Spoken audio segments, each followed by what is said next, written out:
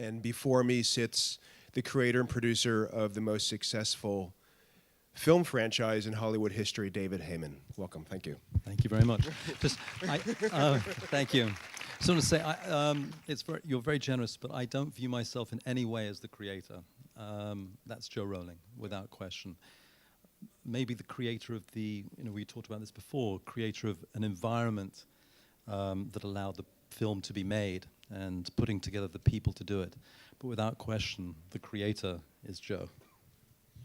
So you're kind of at a salutary moment.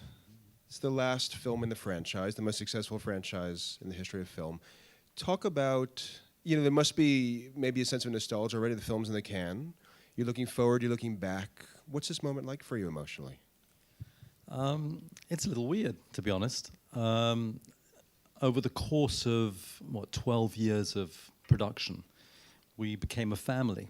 A lot of the same people, a lot of the same cast, a lot of the same people worked on the films from beginning to end.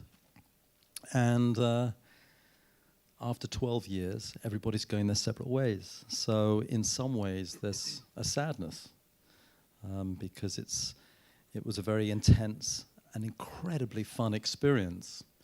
Also, to work on something like Harry Potter, which afforded us so many opportunities that we would not have on other films, and independence that really is unique when making big studio films.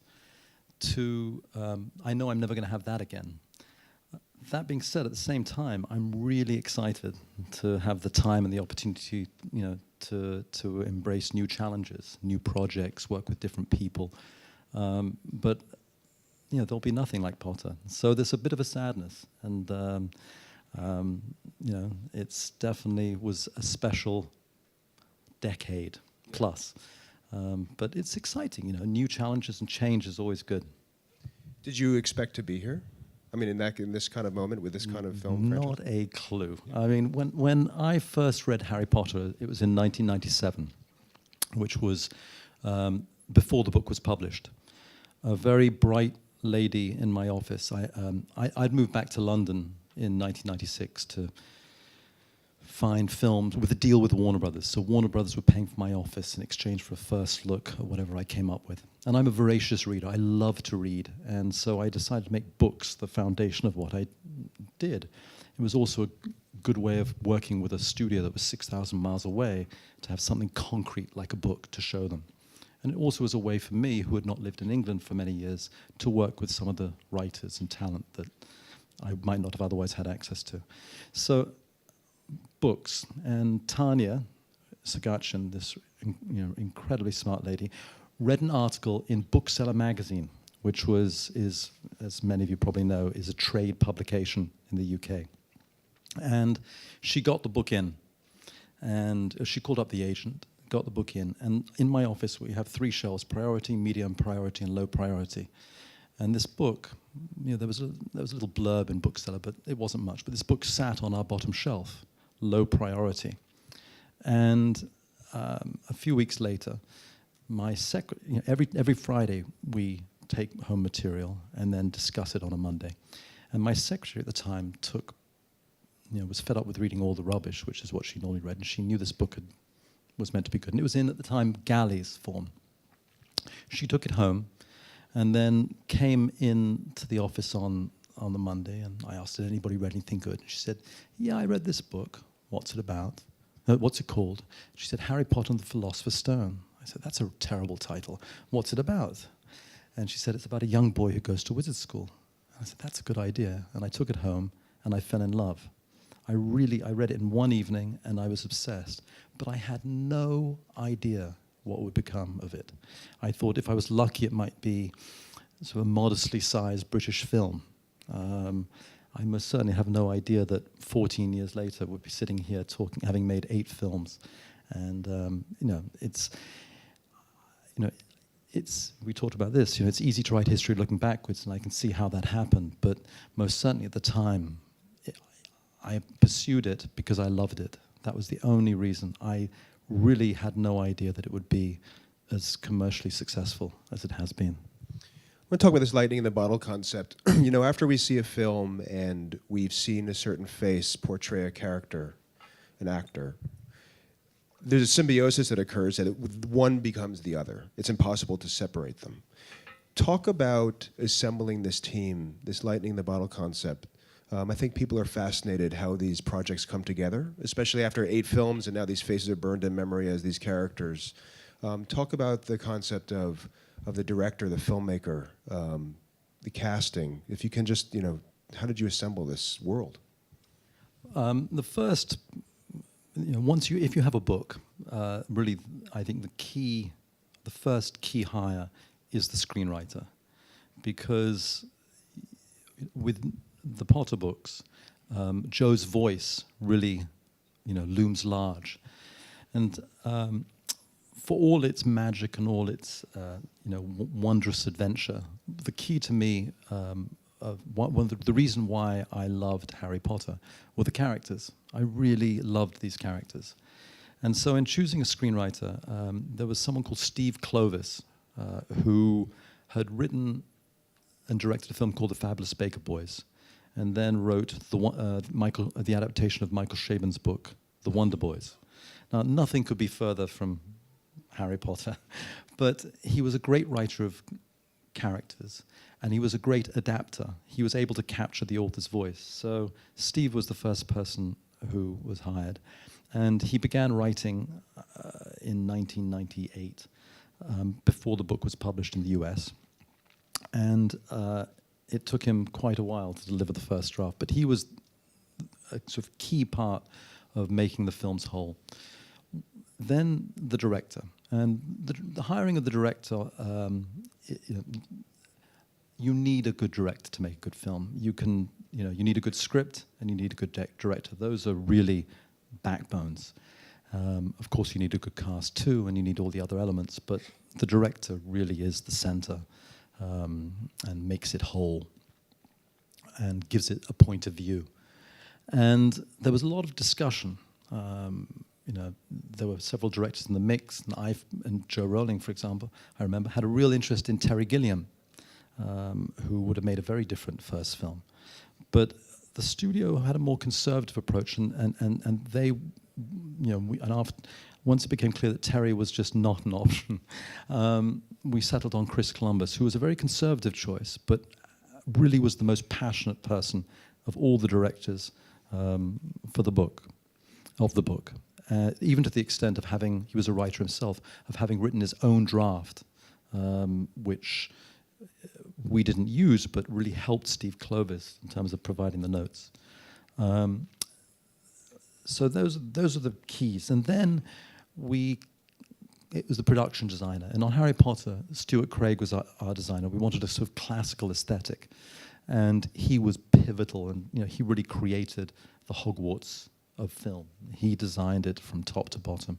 So those were really the key elements. Then when it came to casting, it was really hard. We got a lot of submissions, but finding Harry Potter in particular was impossible. We were around 8 weeks before shooting Harry Potter and the Philosopher's Stone, and we knew we had people to play Ron and Hermione and Snape, etc., but we didn't have our Harry, and that was a little bit of a concern.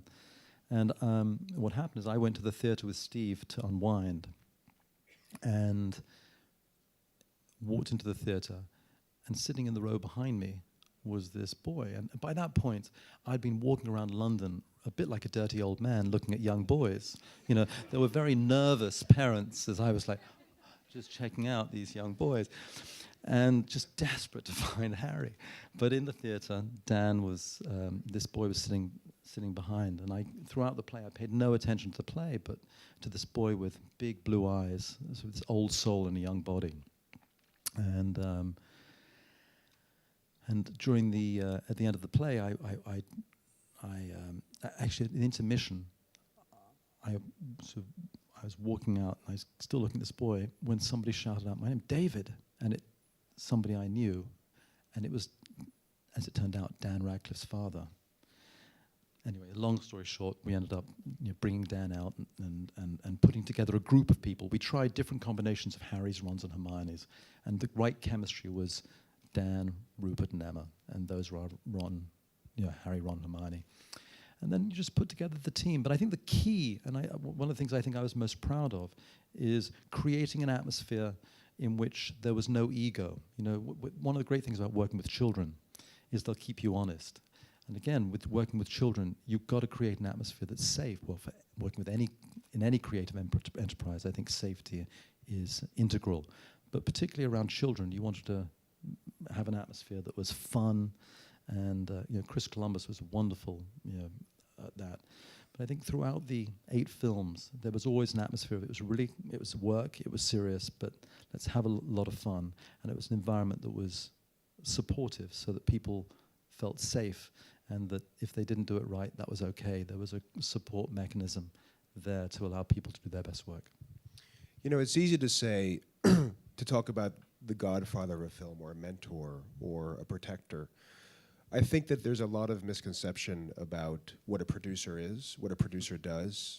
You know, even sometimes I, as a screenwriter, I'm not always sure myself. Sometimes a producer is your partner. Sometimes, in a kind of tough love way, a producer can pose as enemy to drive you. Sometimes a producer is the boyfriend of or the girlfriend of the.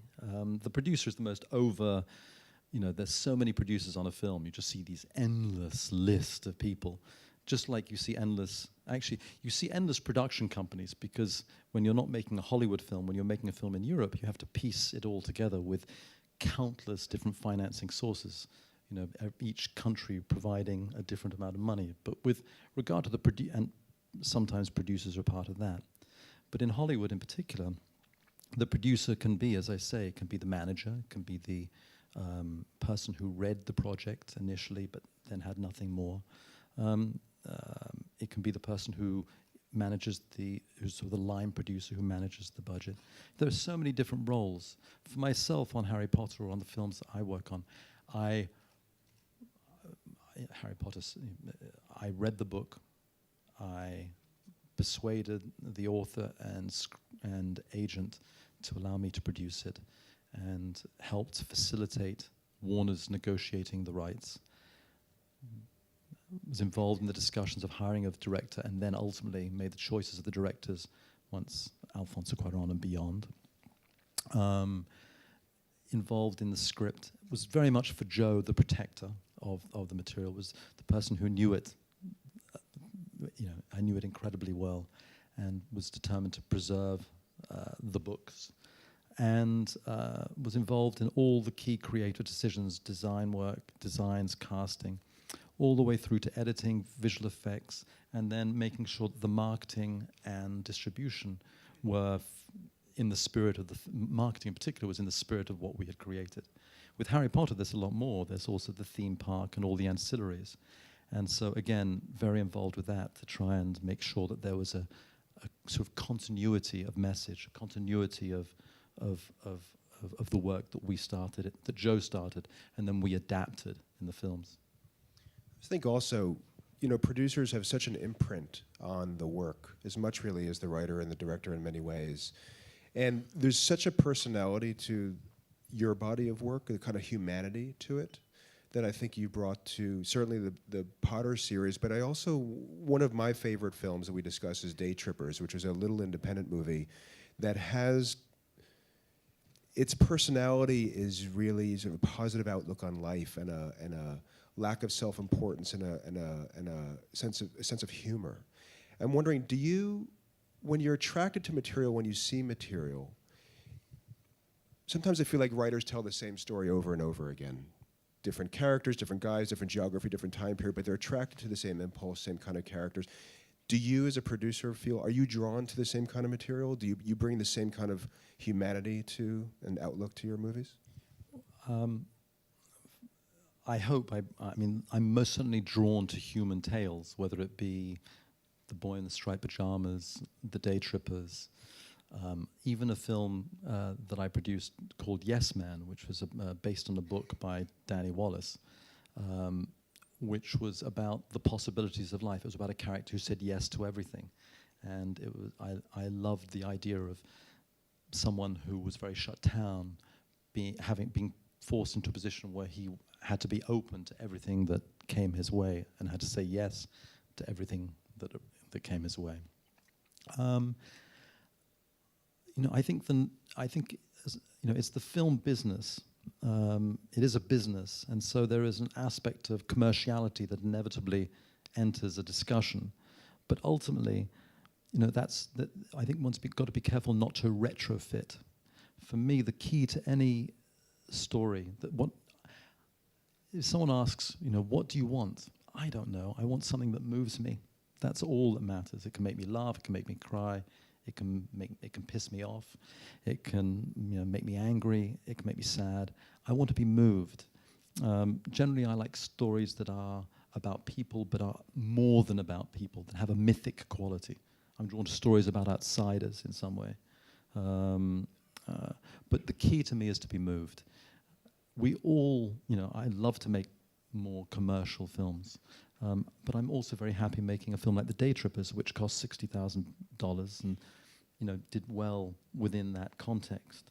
It's certainly not something you'd put in 2,000 or 5,000 or 10,000 cinemas, but the budget was the appropriate budget for that side. That's the business side of it. The key for me is to find stories that I connect with, because if I find stories I connect with, then I can contribute. If I am working purely with my head as opposed to my heart, I don't think I can contribute as well. So, for example, even on Potter, I related to Harry. I'd been to a school like Hogwarts, alas, without the magic. I had teachers who I liked, teachers who I didn't like. I had friends who I was close to and then fell out with. That whole notion of never judging a book by its cover, that notion that nobody is quite as they seem, I find very interesting. A lot of the characters in Harry Potter inhabit a grey area. Harry's got his demons. Dumbledore is a heroic character, but he has his demons. And I think Snape we think is a bad person, and yet we find out is in a way one of the most heroic characters in the series. And I think that exploration of that grey area is something that's very interesting to me. But ultimately, the key to Harry Potter was I loved it. It moved me. It reminded me of those books I read as a child, whether it be Grimm's fairy tales, but also Roald Dahl. It made me laugh. It moved me, and I connected with the characters. And for me, it's a roundabout way of saying, I guess, the films I make are films that I have connected with in some way or other, and I suppose in that sense there is a continuity. Tell us the sort of genesis story of you as a producer. Your parents were producers. It was in your lexicon, in the DNA of your childhood as you were growing up. It was around the house. You went to Harvard. You studied art history. Yeah, history and art history. Yeah, and how does that all feed into a river that leads you to producing? I always loved film, and when I left university, after I left university, I traveled for 9 months around. I was in Greece, Turkey, Egypt, Pakistan, India, and ended up back in New York, which is where my father lived, and started to work with him. Which was great, but he turned down things. He would turn down the things. I never got anything going with him. So then someone called Lisa Henson, who I'd been at college with, at university with, called me up and said, Lucy Fisher, who's an executive at Warner Brothers, for whom she worked, I've been promoted, and there's a place there. Would you be interested? I said, yeah. So I met Lucy. And the next thing is I moved out to Los Angeles to work as a very, very junior creative executive, writing notes and reading countless scripts. In fact, I had the first 2 projects I had to do notes on. One was Police Academy 5,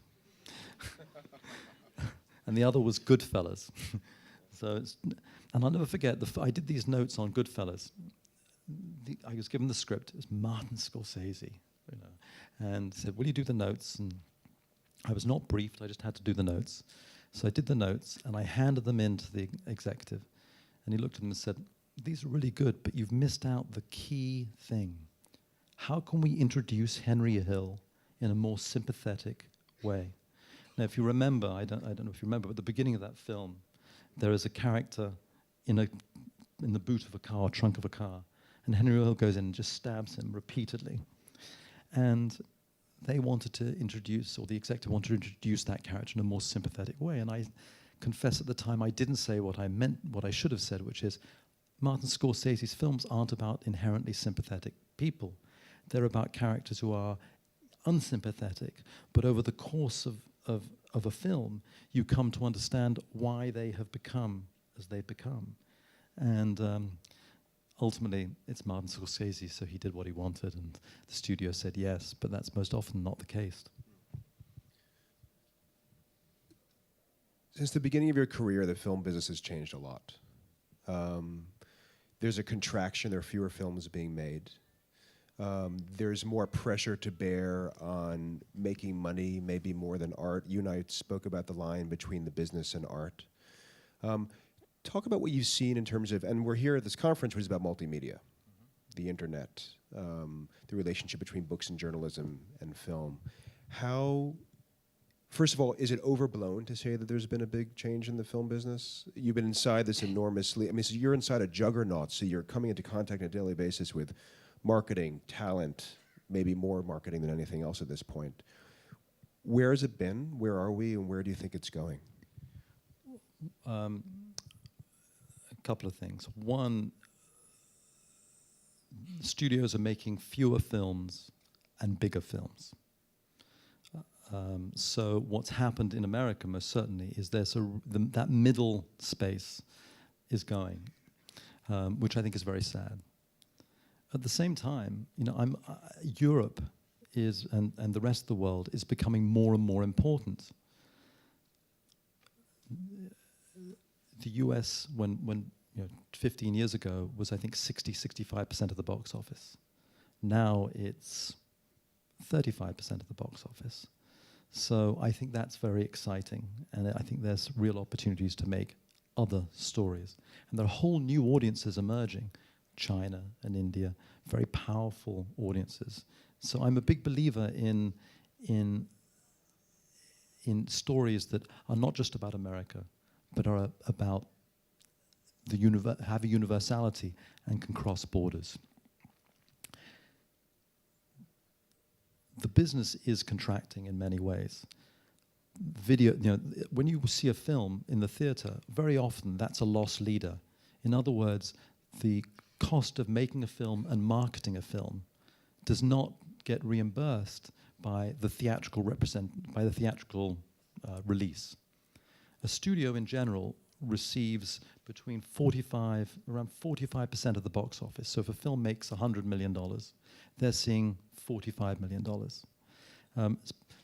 Often there's, between the marketing costs and the actual cost of production, very rarely is that returned through the theatrical. The importance of the ancillary is vital. You know, one can't overemphasize that. So DVD is, you know, hugely important, and yet that has decreased by 50, 60, 70%. It's terrible. I think I think we need to look at alternative ways to monetize. One of the reasons why the studios are putting in so much money into 3D is because it's a new format. They can charge more. At the moment, it's harder to illegally, you know, download, illegally copy those films, and that's very appealing. You know, illegal downloads is a big problem. You know, the danger is we go the same way as the music industry. That's a real concern. So I don't have the answers, but I do think that you know, there are many positives, and one of those positives is you can now make a film much more easily than you could before, and much less expensively. It's much easier to make a film like The Day Trippers. It really is. You know, people with an iMac Pro can edit it. You can shoot it on a video camera. It's much simpler and easier to make a film and to get it out there. I think that's really exciting. The challenge, and via the internet, you can get it out there. The challenge, of course, is the marketing dollars and how you make people aware of your film. But I'm a believer in, you know, look at how things have grow exponentially. Harry Potter, the book, it was a word-of-mouth book. It wasn't something that achieved, especially the first book and the second book, didn't achieve great success through marketing The first printing of the first Harry Potter, I think, was in the UK, was 2,500 copies.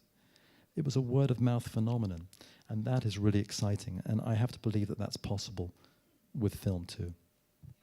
One more question, then we'll open it up to the audience. We spoke about self-consciousness before. A person of great success, the Potter franchise, your previous films, your next step in many ways is crucial. And it's a personal question. Maybe you don't have the answer to it, but does that step belong to you? Or do you feel an obligation to where you've been to advance that? Where does a man like you go next? And maybe the answer is I don't know. Well, what I'm not looking for is the next Harry Potter, because there isn't a next Harry Potter, unless Joe writes another Harry Potter. But there isn't a next Harry Potter. I think we talked a little bit about this, is I think one of the dangers in the film industry is this sort of self-referential approach to film. People want the next this or the next that because it offers a security and a comfort. This has been done before, it will work again. But the fact is the copies of the originals are never as good as the originals. And it's a diminishing law of returns. For myself, I think I'm open to what comes next. I don't have a program or a plan. I'm trying to figure it out. I think for myself, there's a couple of possibilities. I could raise money and be in control of the films I make. And really one of the greatest pleasures I have had is working with great writers and great directors. And at the moment, I'm working with a director called Alfonso Cuarón, who made a film called Y tu mamá también, and the third Harry Potter. And I've worked with David Yates and on the last 4 Harry Potters, and Mike Newell. It's in Greg Matola. It's really, it's some of the most exciting times of my life, working with these great directors who challenge me and who I can be in a position to help them and to support them in realizing their vision. So I don't know yet. I'm open to what comes, but I'm really excited about the next step. Good. Okay. You open it up to the audience for questions?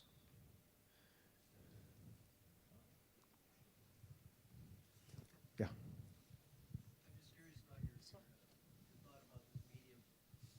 You basically developed online, thank you, developed a service for online enhanced ebook production, and we found ourselves approached by repackaging films.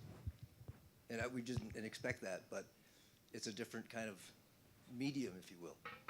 Any thoughts about the So when you say repackaging films, what do you mean? Well, actually, as you say, Jo has already announced she's going to reproduce the book and the films with regard to enhanced ebooks, correct?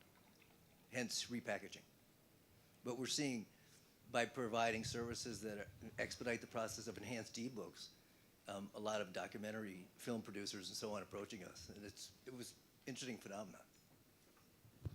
Well, I think that on the one hand, it's an interesting sort of dichotomy between the demand for the increased power of the multinational corporation who have the outreach to get your thing out there, and the individual taking control of the technology and the means of fabrication and distribution. And, I read an article recently I can't remember where it was, but it was about, in the 19th century, the Industrial Revolution, it was about mass production. And now they were talking about these 3D copiers where you put in a blueprint and you'll get this plastic model of an architectural model or a shoe or whatever it is. And the notion that it's going to allow, or for example, these are being used in Africa, where people lose a screw and it doesn't work, they'll be sent the blueprint and they can make their own plastic screw. And this idea of taking control is a very real one, and I think a very necessary one. I think we have to do that because most certainly the nature of corporate cinema that is defined purely by the economic, and I understand why, I think it is a marriage of the two, but where fear is a primary motivation, it's a very hard one it's not one that really encourages creativity, and I think that's why people are and will sort of seize control of the technology and work with people like yourself. Oh, there are so many. I mean, video games, is an interesting one for me. For a video game, there's 40. When we were beginning with the Harry Potter games, they were doing 40 to 60 hours of story online. There are so many different ways of telling a story, and the notion, the film, as I think, will always be there, because I think there is something wonderful about sort of the passive engagement, though hopefully with the film it's not entirely passive. I don't want a passive engagement with film. But where you can actively be involved in multiple ways, it's very, very exciting. Over here.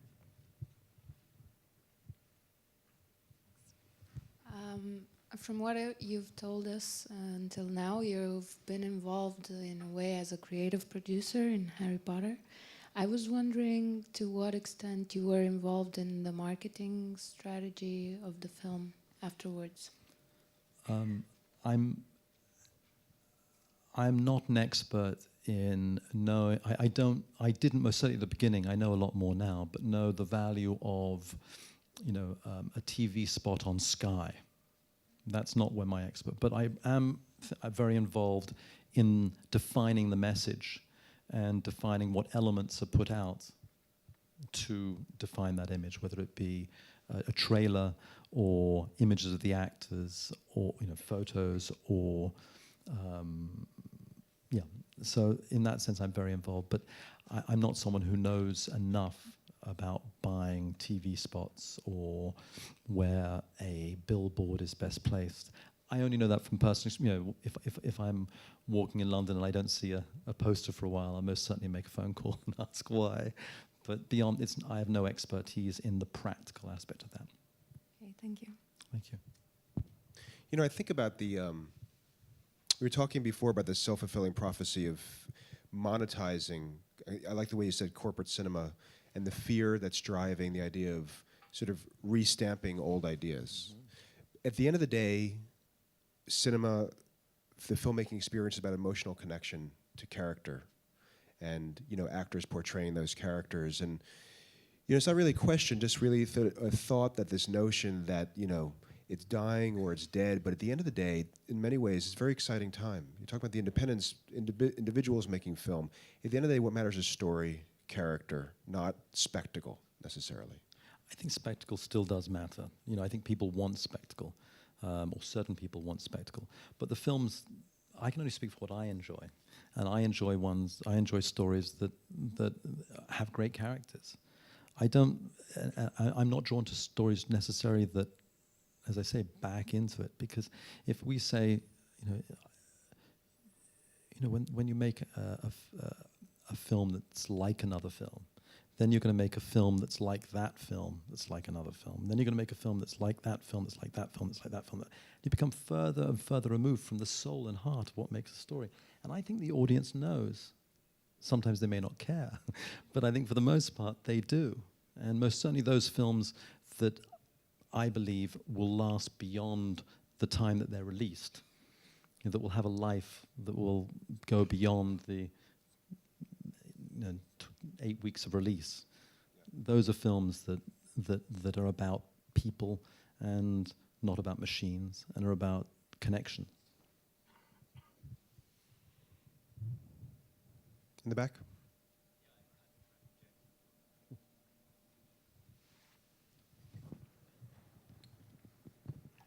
Thank you. Maybe it's a slightly offbeat question, but it's one that sort of occurs to me. I've worked as a writer for a few years now, and I know that one of the things that happens to me sometimes is if someone asks me, I'm reading a book about, what am I reading? If it's a book that's not kind of cool or up there, if I'm reading Harry Potter, for example, sometimes, you'll get the occasional sort of look. So I wonder, do you have guilty story pleasures? Do you have stories that you would kind of rather, that you love, that you'd rather people didn't know about? Or do you think that in reality they don't really exist? Well, there are most certainly certain things I read that I might not talk about in this room. not that kind of stuff, but yeah. But I'm sorry, I don't. What would what I mean is there are certain, I think, I would say that I have certain guilty story pleasures in terms of books that I have to admit that if someone saw it on my coffee table, I wouldn't be sort of, the ego in me wouldn't be particularly pleased for them to be aware of it. And I wonder if we all do, and I wondered if you have a guilty story. Like I watched Avatar, the whole cartoon series last year, and I really enjoyed it. But I would say that it's not cool to do that. Or am I completely and utterly wrong to think there's a hierarchy of that kind of nature? We should be proud of all stories if they work. I think it's cool to whom. I think it's about having the confidence to. It doesn't.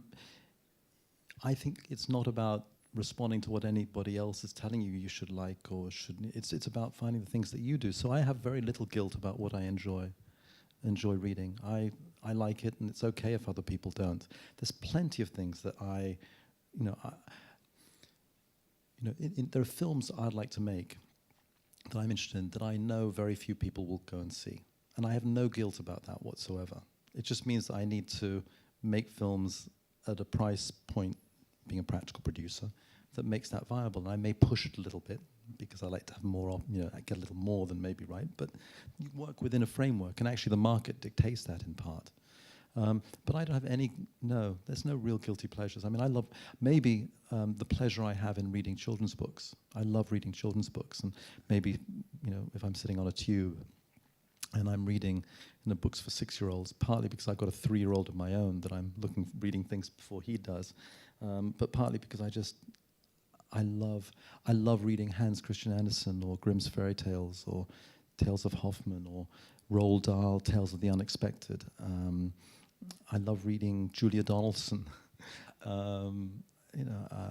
So. But I think in a sense that just to make to underline that in a way, I think the fact that Harry Potter books, for example, came out with adult covers as well as children's covers underlines that point a wee bit. All your points actually are totally relevant. Actually, the other relevance to that was the fact that the author was called J.K. Rowling and not Joanne Rowling, because boys don't read.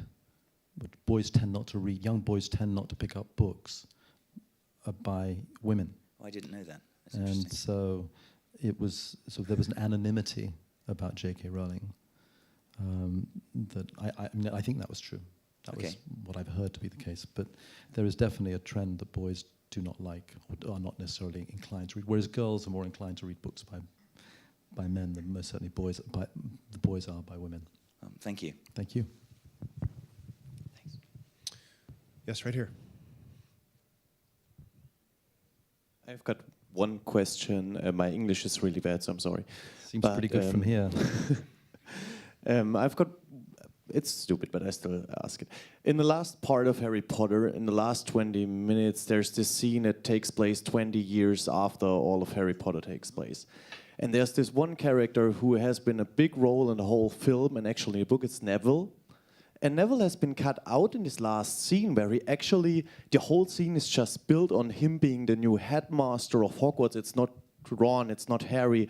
And this was the thing that made me cry while reading the book, since he became a nerd and suddenly he's the headmaster. And even in the film, you put him up so big. He kills the monsters. It's not Ron, it's not Hermione, it's him. But he was left out. Why?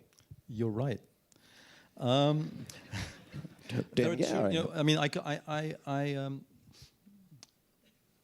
When we shot it, we actually shot that scene twice, because the first time we got it wrong. We got the makeup terribly wrong. Trying to make, it's one of the hardest things is to make young actors look old.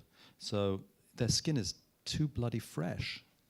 They're so clean and perfect. So it's really hard to, and the weight, and I hate to tell you, the skin goes grayer and duller, and it's not, We compensated, and we went too far. And poor Ron looked like he was around 75 years old and had been drinking much, much, much too beer. I don't know what Hermione had done to him. So we got it wrong, and we redid it. We got the makeup better, and we reworked the scene, and we shot Neville. But the problem was that within the scene itself, what we didn't want was endingitis. We didn't want the feeling of having too many steps leading to the end, and we didn't want to tick all the boxes. Yes, we're visiting this character. Yes, we're visiting that character. And so keeping the focus on the three of them, on Harry, Ron, and Hermione, was our way of avoiding that. And in a way, It Is Their Story was about resolving their story and giving the sense that life does continue. It's about new beginnings and the circular nature of life. Neville's story was in some ways resolved within the film when he stands up to when he stands up to Voldemort, and ultimately when he kills the basilisk. I agree, him as headmaster is a wonderful thing, but within the film, the focus is on those three characters. In any adaptation, you have to make choices. One of the key things when we were doing Potter, one of the key changes was when Alfonso Cuarón came aboard on the third film. We shifted our approach to adaptation, and we started telling the story from Harry Potter's point of view. And that meant that there were some key things fell by this wayside, things that I loved, Hermione's, spew, things that were really significant and emotionally engaging and important. But it provided us with a narrative structure. And that's something we held through into this last film, which was Harry, Ron, and Hermione, particularly Harry's story. And so giving Neville, already we gave Neville a lot. And one of the challenges in the last film was actually finding the balance for each character. You wanted to see all the characters and you want to see Neville, but how much do you give him without detracting from Harry, Ron, and Hermione? So ultimately in that final scene, Neville was shot, but alas, there was no room. And we most certainly didn't want to go to Hogwarts to see him again as headmaster, because that would have been another ending. Sorry, by the way. You pissed me off with that. Sorry. So we won't see you. I piss so many. We piss so many people off. I mean, the number of letters and emails, and actually, for the most part, and this may sound terrible, we didn't pay any attention, because if we did, we would have been paralyzed. Because the fact is everybody has their own point of view and their own sense of what is important. And for you, Neville clearly was an important part, and he was important to me. But if we did everything that everybody wanted, one would have ended up with 6-hour films, and they're already long enough. David, did you feel any kind of, not take it just to add to this, any kind of mutual ownership, even accidental, even maybe nothing you'd want to admit, but as she's producing these novels, you're coming up right behind, you're going to know you're going to make the movie. Did you feel a kind of passive ownership of the series, so that as you're reading the new pages of the novels, you're wincing or you're hoping it goes one direction or the other? You want the novels to go one way, and instead they go the other. As a fan, the way we approached making the films, and every time I read a book, it was as a fan. I loved these books, and I loved the characters. And as a producer, and as filmmakers, as the director and writer, and everybody involved approached as fans. And in a way, we were, just to carry on your point, you have to make choices, and we were fans making our choices. So we had to listen to the core group of people who were the fans, because if we went beyond, I don't think we would have finished any one of the films, because clearly there were many, many voices, millions of voices out there who had their own point of view. But in terms of ownership, absolutely. I felt real ownership of these characters and these things. But never once did I wince, because Joe understood these characters better than anybody. Every once in a while, actually, Steve Clovis would write a scene that wasn't in the book and that Joe loved. And every once in a while, we wrote something and Joe would go, I'm not so sure about this. Actually, it happened twice, but once I'll talk about it. On the 5th film, we cut out a character.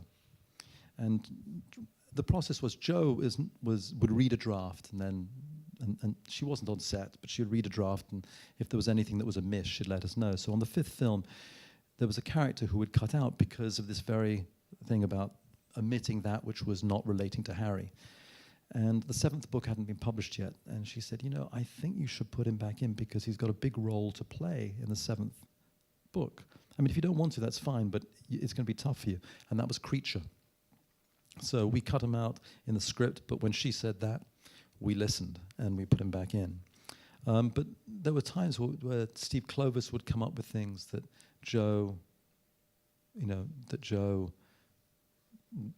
has acknowledged that she wished she had, one of which was something that was quite controversial in terms of the fans, which was in the 7th film, there's a scene where Harry and Hermione dance in a tent.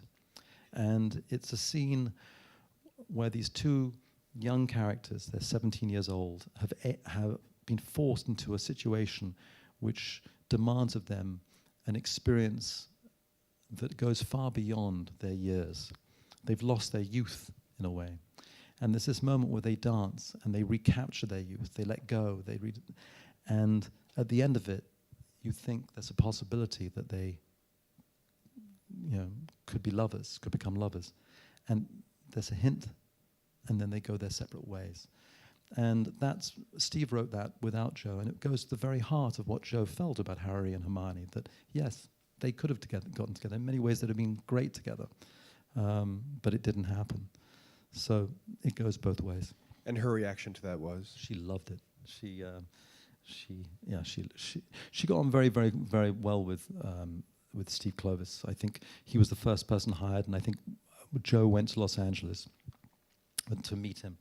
And I think it was the most nervous she's been in the entire process, because this is the person who was going to adapt her book. And it is really the most... you can make a bad film out of a good script, but you can't make a good film out of a bad one. And he was sort of key. And she met him and she found a kindred spirit. And I know that when she was writing the fourth book, he was writing the first script. I think the fourth book was the first time she had a really clear deadline. And I think she was under immense pressure, I know. And Steve was, this book, which hadn't been published or was just being published, was all of a sudden on the cover of Time magazine and was number 1, 2, and 3 on the New York Times bestseller list. So these two people experiencing this incredible pressure really bonded. And Jo she really understands that film and books are different media. She just wants and if you notice, Harry Potter, there's never you never see books with photographs of the film on the cover. Most films you see that. It was very intentional to keep the two separate. And so as a collaborator, Jo was incredibly generous in allowing us and appreciating that the films were different beasts to the books. Maybe one more question, right here.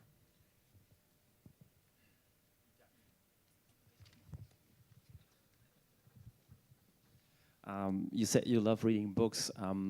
What do you think about original scripts? Is it just your personal passion that you start with books, or is it a requirement of the market? No, I love original scripts. There are very few written, most certainly in the UK. In Los Angeles, I think there are a lot more.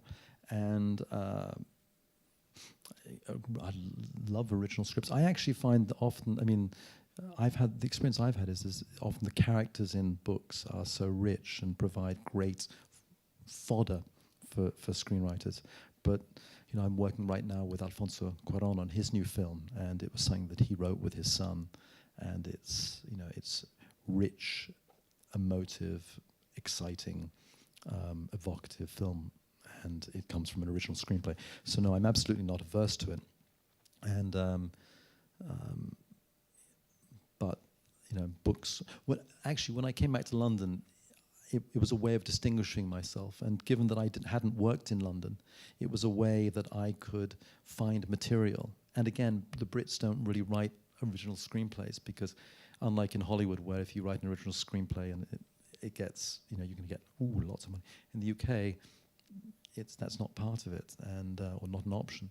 So people are writing, often the BBC or Channel 4 or producers will pay, and there's very little original, unless it's being paid for. But yes, an original screenplay, please. David, thank you very much. Thanks for years of pleasure and good luck Oh, post-Potter. Thank you very much. Thank you for making this easy. Thank you.